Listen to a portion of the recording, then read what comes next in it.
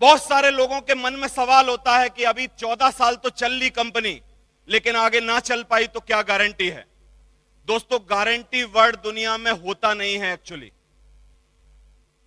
आप यहां पर चल के आए हो, 100 साल की जिंदगी सोचते हो आप में से सारे के सारे, लेकिन मैं आपसे पूछ रहा हूं, आपकी कुछ गारंटी है? कल की कोई गारंटी है? अगले महीने की कोई गारंटी है? अगले साल की कोई गारंटी है? नहीं।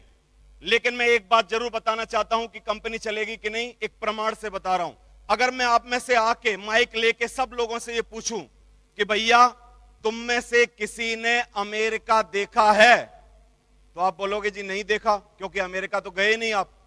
तो अगर मैं जानना चाहूं कि अमेरिका धरती पर है, तो इसका मतलब मेरे को कैसे समझाओगे? मैं आपसे पूछता हूं क्या अमेरिका है, तो आप बोलोगे बिल्कुल है सर, क्योंकि बराक ओबामा राष्ट्रपति कहां का है। आप बोलोगे गूगल मैप खोल के देख लो, हम आपको दिखा देते हैं अमेरिका है कि नहीं। तीसरा प्रमाण दोगे कि भैया अमेरिका है, ये न्यूज में खबर कहां की आती है अगर अमेरिका नहीं है तो? डॉलर कौन सी जगह चलता है अगर अमेरिका नहीं है तो? कुछ ना कुछ तथ्य और प्रमाण दोगे कि नहीं दोगे? तो मैं भी गारंटी नहीं ले सकता कंपनी की, लेकिन मैं तथ्य और प्रमाण आपके सामने रख सकता हूं। आप कहो तो बताऊं, तथ्य और प्रमाण रखने चाहिए कि नहीं?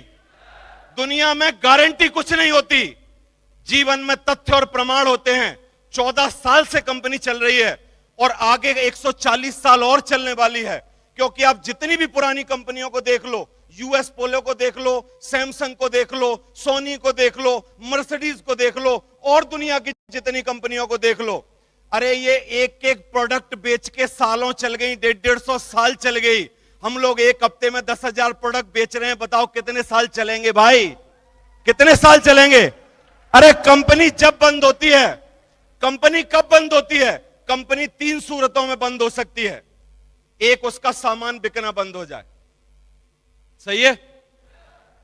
दूसरी सूरत में कंपनी बंद हो सकती है कि उसको प्रॉफिट होना बंद हो जाए, और तीसरी सूरत में कंपनी बंद हो सकती है कि कोई संवैधानिक परेशानी हो और सरकार उस पर बेल लगा दे, सही है।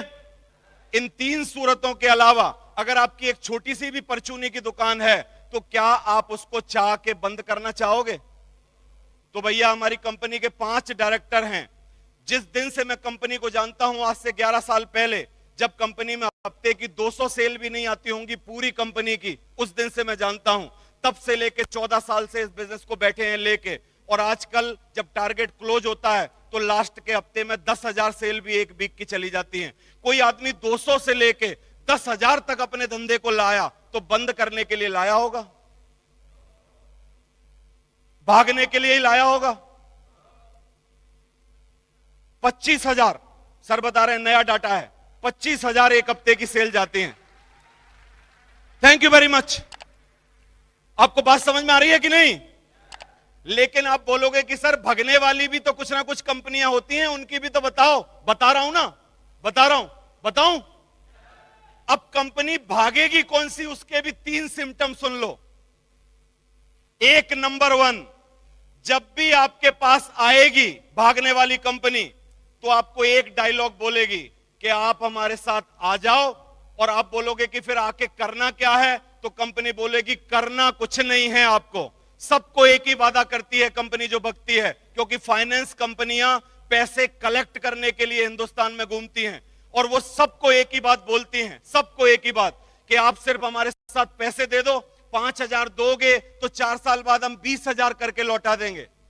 आप मेरे को बताओ, सरकारी बैंकें आजकल 9.5% ब्याज देने के बाद 9.5 साल में डबल कर रही हैं। कोई एक प्राइवेट कंपनी क्या 4 साल में डबल कर सकती है? तो वादा क्या कर रहे हैं वो लोग कि हम 4 साल में डबल करके देंगे। 4 साल में जितना कलेक्शन हो जाता है इकट्ठा, उसको लेके चले जाते हैं, क्योंकि डबल करने की तो हिम्मत नहीं है। मेरी बात समझ में आ रही है कि नहीं?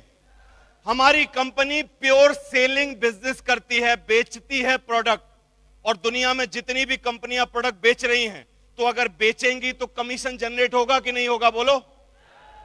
और 35 रुपए का सामान जो मार्केट में बिकता है, बनता है, दुनिया में मैन्युफैक्चर बनाता है, उसको आप सारे लोग जितने इस हॉल में बैठे हो 55 से लेके अब तक 100 रुपए में खरीदते आए हो। ऐसा मार्केट चलता है हमारा। 35 रुपए का मैन्युफैक्चर बनाएगा, 100 रुपए का आप खरीदोगे। आप बोलोगे सर 65 रुपए बीच में कहां जाते हैं? वही तो व्यापार है। व्यापार को हिंदी में एक लाइन में मैं समझा सकता हूं आपको, आप कहो तो समझाऊं? समझाऊं? व्यापार है एक ही बात, सस्ता खरीदो और महंगा बेचो, ये व्यापार है। और बीच में जितने पैसे आपको मिलते हैं वही व्यापार है। केले वाला 12 रुपए दर्जन लाता है, 18 रुपए दर्जन बेचता है, 6 रुपए उसका व्यापार है। This is the true business. बात समझ में आ रही है कि नहीं? अब वो जो बीच के 65 रुपए हैं, वो आज तक ट्रेडिशनल मार्केट में wholesaler, retailer, dealer, C&F agent और बहुत सारी एडवर्टाइज कंपनियों को बांटे जाते हैं, क्योंकि ट्रेडिशनल तरीका यही है। और दुनिया के इतने सारे चैनल, आप टीवी का रिमोट लेके बैठना, आप बदलते बदलते थक जाओगे, लेकिन नए नए चैनल आते आते नहीं थकेंगे। सारे चैनल का रिसोर्स एक ही है कि उनको एड से पैसा मिलता है, और एड के पैसा हमारी और आपकी जेब से जाते हैं। प्रोडक्ट होता है 35 रुपए का, हम खरीदते हैं 100 रुपए में। बीच के 65 रुपयों में कमीशन शामिल होती है, बीच के 65 रुपयों में एडवर्टाइजिंग के पैसे शामिल होते हैं। और सलमान खान का बिग बॉस हो, चाहे दुनिया का कोई भी चकोर का नाटक हो, चाहे दुनिया में फलाना कोई भी कर रहा हो, हर आदमी एड से पल रहा है, क्योंकि आपकी पैसे जेब से एड के जाते हैं और उनको पैसे मिलते हैं। और आजकल बड़े बड़े चैनल की टीआरपी है 3 लाख रुपया पर सेकंड की टीआरपी है कलर की, जब उनका प्राइम टाइम होता है। प्राइम टाइम कब होता है? 7:30 बजे से लेकर 10 बजे तक 2.5 घंटे जो उनका टाइम है, जिसमें नए प्रोग्राम आते हैं, वो उनका प्राइम टाइम है। और उस प्राइम टाइम में अगर आप एक ऐड डालना चाहते हो जो कि सबसे मिनिमम 19 सेकंड का होता है, तो 19 सेकंड के 3 लाख रुपया पर सेकंड के हिसाब से आपको 57 लाख रुपए एक बार देने पड़ेंगे ऐड के।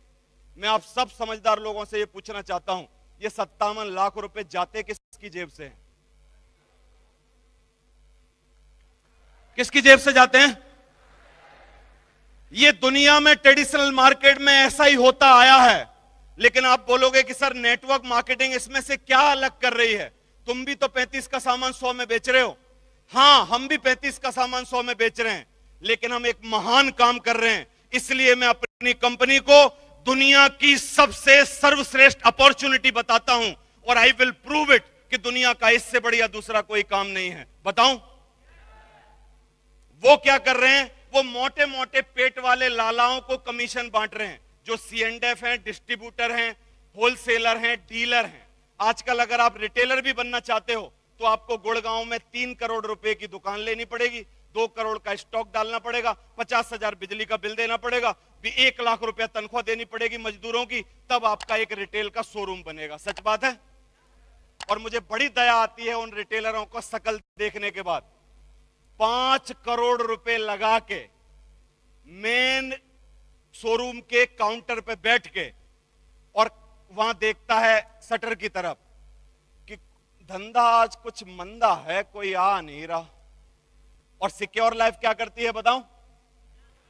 एक 200 रुपए का बैग खरीद लो सबसे सस्ता, एक 200 रुपए का फोल्डर खरीद लो, 200-300 रुपए का और सामान खरीद लो, 1000 रुपए में दुकान तैयार। और वो बैठा है, इंतजार कर रहा है, और हम जाके कहीं भी धमक जाते हैं, ले भाई हमारी दुकान खुल गई, बता क्या करना, ले भाई हमारी दुकान खुल गई, बता क्या करना।